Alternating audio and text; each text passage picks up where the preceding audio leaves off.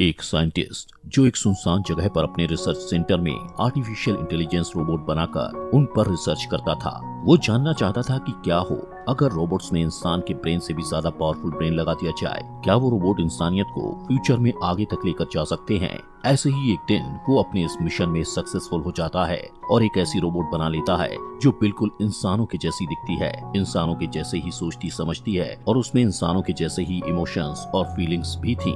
लेकिन हालात तब खराब होने लगे जब वो रोबोट हद से ज्यादा सोचने लगी। वो रोबोट उस साइंटिस्ट के साथ कुछ ऐसा करती है जिसको उस साइंटिस्ट ने सपने में भी नहीं सोचा था। लेकिन आखिर उस रोबोट ने उस साइंटिस्ट के साथ ऐसा क्या कर दिया था, चलिए जानते हैं। तो कहानी की शुरुआत ब्लू बुक नाम की एक कंपनी को दिखाते हुए होती है। ये कंपनी गूगल कंपनी की तरह ही एक सर्च इंजन कंपनी थी जिसमें कैलेब स्मिथ नाम का एक वर्कर काम करता था।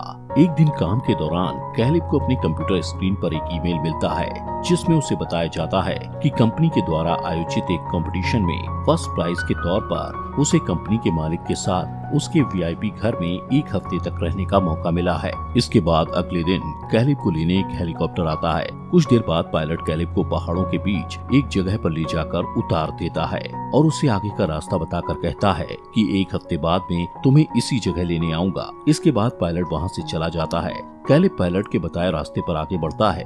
थोड़ी दूर चलने पर उसे एक ट्रक जैसे शेप का घर दिखाई देता है। अब जैसे ही वो उस घर के पास पहुंचता है तो उसे कुछ आवाज सुनाई देती है जो उस घर के दरवाजे पर लगे एक एआई कंप्यूटर की आवाज थी जो कैलेब से अपने फेस को स्कैन करने के लिए कहता है।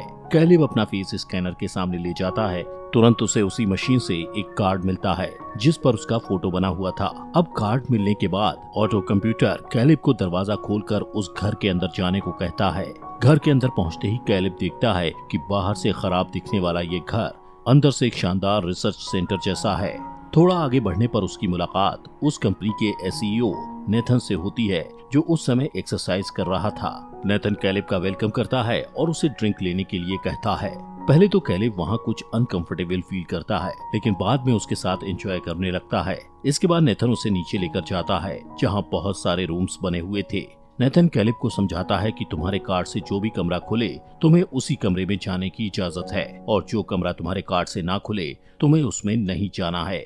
इसके बाद हम नेथन और कैलेब को एक कमरे में बैठा देखते हैं जहां नेथन कैलेब को एक असाइनमेंट पेपर देकर कहता है कि आगे का काम शुरू करने के लिए तुम्हें इस कॉन्ट्रैक्ट पर साइन करना होगा जिस पर लिखा हुआ था कि तुम इस घर में जो कुछ भी देखोगे वो कभी भी किसी को नहीं बताओगे। इस बात को लेकर कैलेब थोड़ा सोच में पड़ जाता है और कहता है कि इस कॉन्ट्रैक्ट पर साइन करने से पहले मैं मेरे वकील से बात करना चाहता हूँ। कैलेब को थोड़ा सोच में देखकर नेथन उसे समझाता है कि हम जो आगे बनाने जा रहे हैं वो बहुत ही शानदार चीज है। अगर हमारा ये मिशन सक्सेसफुल रहा तो इसका क्रेडिट तुम्हें भी मिलेगा। ये बात सुनकर कैलेब बिना कुछ सोचे समझे उस कॉन्ट्रैक्ट पेपर पर साइन कर देता है। अब कैलेब की कॉन्ट्रैक्ट पर साइन करने के बाद नेथन उसे अपने प्रोजेक्ट के बारे में बताता है कि आखिर वो क्या बना रहा है। वो बताता है कि मैंने एक रोबोटिक ह्यूमन बनाया है जिसके अंदर मैंने आर्टिफिशियल इंटेलिजेंस ब्रेन इम्प्लांट किया है। नेथन कैलेब को कहता है कि मैं उस रोबोट को चेक करना चाहता हूँ। वो कहता है कि मुझे इस चेकिंग के काम में तुम्हारी मदद चाहिए। तुम्हें हर रोज उस रोबोट से बात करके उसका टेस्ट लेना होगा और टेस्ट लेते समय अगर तुम्हें कभी भी ये लगे कि तुम किसी इंसान से नहीं बल्कि रोबोट से बात कर रहे हो तो इस टेस्ट को फेल माना जाएगा। अब इस टेस्ट के लिए कैलेब तैयार हो जाता है। अगले दिन उनका ये टेस्ट शुरू हो जाता है जिसके लिए नेथन कैलेब को एक शीशे से बने कमरे में भेजता है जहाँ उसे अपने सामने एक लेडी रोबोट दिखाई देती है जिसका चेहरा बिल्कुल इंसानों के जैसा था लेकिन उसकी पूरी बॉडी रोबोटिक थी। कैलेब उस रोबोट से बात करना शुरू करता है जहां वो लेडी रोबोट उससे कहती है कि मेरा नाम ईवा है और ऐसे ही वो दोनों काफी समय तक बात करते रहते हैं। दूसरी साइड उनकी इस बातचीत को नेथन कैमरे के जरिए बाहर बैठा देख और सुन रहा था और साथ ही उनकी इस बातचीत पर नोट्स भी बना रहा था। जब उन दोनों की बातचीत खत्म होती है तो ईवा कैलेब से कहती है कि मुझे तुमसे बात करके काफी अच्छा लगा और मैं तुमसे दोबारा मिलना चाहूंगी। इसके बाद कैलेब बाहर नेथन के पास आ जाता है। नेथन कैलेब से पूछता है कि तुम्हें ईवा से बात करके कैसा लगा, जिस पर कैलेब एक्साइटेड होकर उससे कहता है कि वो बहुत अच्छी है और उससे बातचीत करते वक्त मुझे बिल्कुल भी ऐसा नहीं लगा कि मैं किसी रोबोट से बात कर रहा हूँ। ये सुनकर नेथन अपने प्रोजेक्ट की सक्सेस को सोचकर काफी खुश हो जाता है। उसी रात कैलेब अपने कमरे में लेटा हुआ था लेकिन उसे बिल्कुल भी नींद नहीं आ रही थी।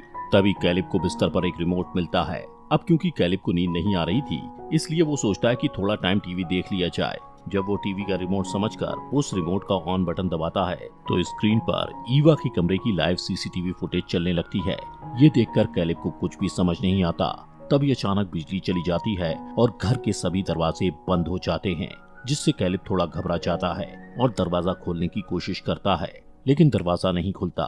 थोड़ी देर बाद जब लाइट आती है तो कैलेब दरवाजा खोलकर तुरंत नेथन के पास जाकर उससे बिजली के जाने के कारण को पूछता है, जिस पर नेथन उसे बताता है कि घबराओ मत, मैंने इन दरवाजों को इसी तरह से डिजाइन किया है कि जैसे ही बिजली चली जाती है तो सभी के दरवाजे ऑटोमेटिकली लॉक्ड हो जाते हैं, ताकि कोई अनजान व्यक्ति पावर कट करके इन कमरों में घुस न पाए। साथ ही नेथन उसे ये भी बताता है कि पिछले कई दिनों से घर की लाइट बार बार कट रही है, जबकि पहले कभी भी ऐसा नहीं हुआ। इसके बाद कैलेब अपने कमरे में जाकर सो जाता है। सुबह उसके कमरे में एक लड़की उसके लिए नाश्ता लेकर आती है। उसे देखकर कैलेब थोड़ा शॉक्ड हो जाता है और नेथन से जाकर उसके बारे में पूछता है। नेथन उससे कहता है कि उसका नाम केयोको है और वो मेरी केयरटेकर है। फिर नेथन कैलेब से कहता है कि आज हम ये टेस्ट करेंगे कि ईवा तुम्हारे बारे में क्या सोचती है। कैलेब ईवा के पास उसका नेक्स्ट टेस्ट लेने जाता है, जहाँ ईवा कैलेब को कुछ ड्राइंग्स दिखाती है जो उसने रात में ड्रॉ की थी, लेकिन कैलेब उन ड्राइंग्स को समझ नहीं पाता। वो ईवा से कुछ ऐसा ऑब्जेक्ट बनाने को कहता है जो वो बनाना चाहती है, जैसे कि कोई इंसान या कोई पेड़ या कुछ भी। इस पर ईवा कहती है कि वो अगले दिन उसे बनाकर दिखाएगी। ईवा कैलेब से पूछती है क्या तुम मैरिड हो, जिस पर कैलेब उसे जवाब देते हुए अपने बारे में बताने लगता है कि मैं 26 साल का अनमैरिड लड़का हूँ, मेरी कोई गर्लफ्रेंड भी नहीं है और मेरे पेरेंट्स एक कार एक्सीडेंट में मारे जा चुके हैं। ये सुनकर ईवा इस बात पर दुख जताती है। वो दोनों इसी तरह बातें कर ही रहे थे कि अचानक पावर कट हो जाता है। पावर कट होते ही ईवा कैलेब को कहती है कि तुम्हें नेथन पर भरोसा नहीं करना चाहिए, क्योंकि वो अच्छा आदमी नहीं है। वो कहती है कि बार बार घर की लाइट भी मैं ही कट करती हूँ ताकि सभी के सभी कैमरास बंद हो जाएं, जिससे नेथन हमें ना तो सुन और ना ही देख पाएगा। ईवा की ये बात सुनकर नेथन को हैरानी होती है कि आखिर वो ऐसा क्यों कह रही है। उसे थोड़ा अजीब लगता है कि तभी फिर से लाइट वापस आ जाती है। कैलेब तुरंत टेस्टिंग रूम से बाहर निकलकर नेथन के पास जाता है, जहां वो दोनों डिनर करने लगते हैं। नेथन कैलेब से पूछता है कि जब तुम ईवा का टेस्टिंग रूम में टेस्ट ले रहे थे तो लाइट चली गई थी, जिससे मैं तुम दोनों की बातचीत को नहीं सुन पाया। वो पूछता है कि तुम दोनों में क्या बातें हुई। कैलेब नेथन से झूठ बोलता है कि पावर कट होने के बाद ईवा ने मुझसे कोई बात नहीं की। रात को कैलेब फिर से अपने कमरे में लगे स्क्रीन से सीसीटीवी फुटेज द्वारा ईवा को देखने लगता है, क्योंकि वो ईवा से अट्रैक्ट होने लगा था।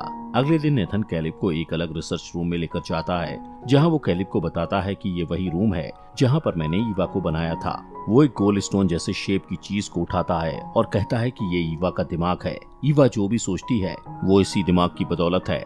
नेथन कैलेब को बताता है कि ईवा का दिमाग पूरी दुनिया की सोच से मिलकर बना है।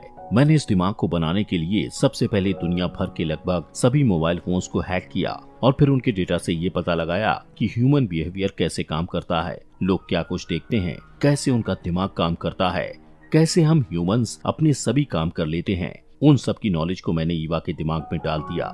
इसके बाद तीसरे दिन के टेस्ट के लिए कैलेब ईवा के पास जाता है, जहां ईवा कैलेब को वो ड्राइंग दिखाती है जो बनाने के लिए उसने उसे बोला था। वो कहती है कि मैं तुम्हारे साथ डेट पर जाना चाहती हूँ। थोड़ी देर बाद ईवा कैलेब से कहती है कि अपनी आंखें बंद करो, मुझे तुम्हें कुछ दिखाना है। कैलेब आंखें बंद कर लेता है। तभी ईवा अंदर जाकर बिल्कुल इंसानों के जैसे कपड़े पहनकर कैलेब के सामने आती है, जिसे देखकर कैलेब ईवा के प्रति और भी ज्यादा अट्रैक्ट हो जाता है। इसके बाद ईवा कैलेब से पूछती है क्या तुम मुझे पसंद करते हो, जिस पर कैलेब कहता है कि नहीं, लेकिन ईवा उससे कहती है कि तुम झूठ बोल रहे हो, क्योंकि मैं तुम्हारे फेस एक्सप्रेशंस को रीड कर सकती हूँ। इसके बाद कैलेब नेथन के पास जाकर उसे बताता है कि ईवा लोगों के इमोशंस समझ सकती है और सच और झूठ को पकड़ सकती है। इसके साथ ही वो लोगों से फ्लर्ट भी कर सकती है। नेथन उसे कहता है कि मैंने तो सिर्फ ईवा को सोचने समझने के लिए ही बनाया था, लेकिन बाकी की चीजें वो धीरे धीरे खुद ब खुद सीख रही है। कैलेब पूछता है कि तुमने ईवा को लड़की ही क्यों बनाया, जिसके जवाब में नेथन बताता है कि वो इंटीमेट भी हो सकती है और इंटीमेट होते टाइम उसे भी प्लेजर फील होगा। वो कैलेब से कहता है कि तुम्हें उसको फंसाकर उसके साथ फिजिकल होना पड़ेगा। ये सब बातें सुनकर कैलेब को समझ आ जाता है कि ईवा के अंदर ह्यूमंस जैसी सभी फीलिंग्स और इमोशंस होने के बाद भी नेथन ने उसे यहाँ पर कैद कर रखा है। अगले दिन कैलेब ईवा से मिलता है और उसे बताता है कि एक इंसान और एक रोबोट में क्या अंतर होता है। वो कहता है कि रोबोट सिर्फ उतनी ही नॉलेज से काम करता है जितनी उसमें इंस्टॉल की गई होती है, जबकि इंसान के सोचने की कोई सीमा नहीं है। इंसान अपनी सोच खुद बनाता है और इंसान रोबोट की तरह एक जगह पर कैद होकर नहीं रह सकते। कैलेब की ये बातें